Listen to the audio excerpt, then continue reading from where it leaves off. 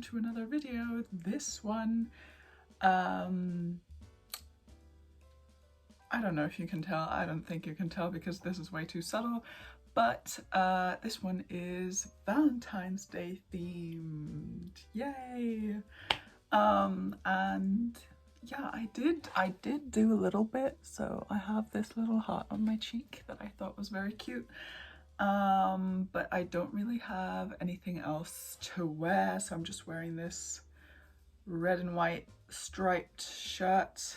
So yeah, I don't really have a lot of red clothing, so this will have to do. Let me pull this down because that looks ridiculous. Okay, there we go. Okay, and now that that weird, awkward introduction is over with, let's get started with a video of just cute Valentine's Day book recommendations that you can read if you're like me and do not have a date for Valentine's Day yet again. Yeah, let's get started and not make this any more awkward than it needs to be. Let's go.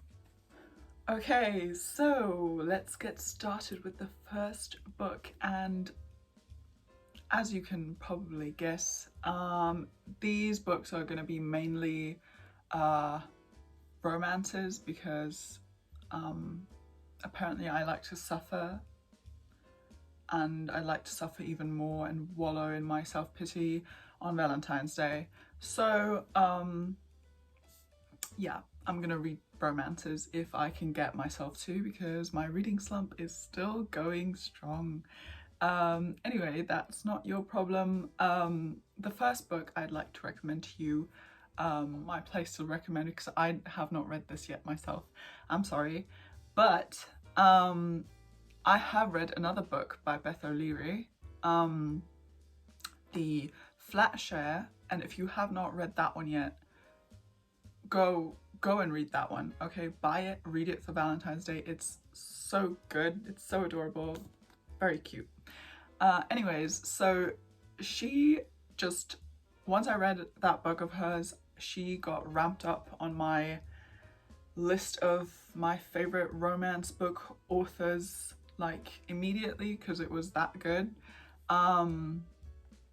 So I'm very excited to read The Switch, and I have very high hopes for it. I'm trying to keep it to a minimum because if I have too high hopes for the book, then I'm going to be disappointed.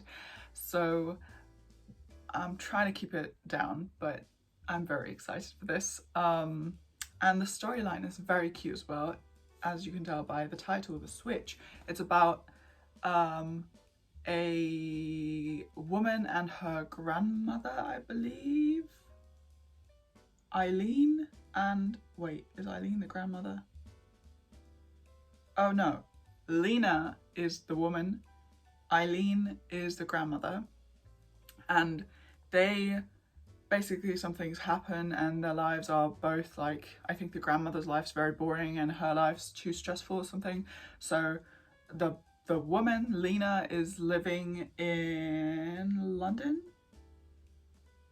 Pretty sure she's living in London, and her grandmother is living somewhere in Yorkshire. So they switch their houses and basically, like, not their lives, like the grandma's not going to do the job of the woman, but like basically they switch lives because they switch houses. And sorry, I have to keep pulling the undershirt down, but anyways, so that sounds so cute. I've never read like a romance for like where one of the main characters is an elderly woman, so that's gonna be exciting, I guess. That's gonna be cute. So yeah, I'm very excited for that. If I ever do get out of this reading slump, I will definitely get to this. Then another one from classic romance authors, a duo this time. You probably know who I'm talking about already. I'm talking about Christina Lauren.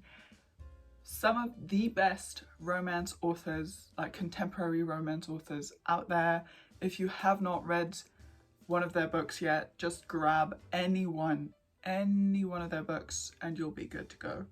If you want like spice, grab one, like they have this series, I think the first one was called Beautiful Bastard, and then it just goes on with like Beautiful blah blah blah. And those are very spicy. So, and it's a giant series, I think it's like 20 books or something. Those are quite good. They're like office-y romances. And then all of the other books, I don't think they're quite tame. Like they're not spicy. They're not like fluffy, but they're also not actually smutty. So they're a good in-between thing. Again, I have not read this yet, so I can't tell you anything about this or what I thought of it. But it's the Honey Don't list. I think this came out last year, or is it older? That doesn't matter. So this is about two assistants who are kind of trying to keep their bosses' marriages alive for their own sake. So this is kind of like that movie on Netflix with Lucy Liu. I forgot what it's called, but it kind of reminds me of that. We'll see. I like that movie, so I'm expecting fluffy, fun romance from this book, and I think that's going to be great. Plus, I think these books, like the Switch is not that big, and this is like around 300 pages, so you can easily do this within a day. So yeah, literally mostly anything by Christina Lauren. What I can also very, very, very highly recommend by them is Josh and Hazel's Guide to Not Dating. That book was so good. It was so good. I need to reread it. I don't own it because when I read it as an ebook, so I don't have a physical copy, but it was so good. It was so good. 10 out of 10. Would recommend to a friend. I'm recommending it to you, my friend. Okay. Anyways, the next book recommendation, or book that I'm hoping to get to on or around Valentine's Day, has less to do with romance. It's still, I think there's still a romance. I've heard there's still a romance, but it's not mainly, like the main plot is not about the romance, and that is Caraval by Stephanie Garber. I'm so sorry. I'm still on Christina Lauren. Okay. Yeah, I have the entire trilogy. So Caraval, Legendary, and Finale.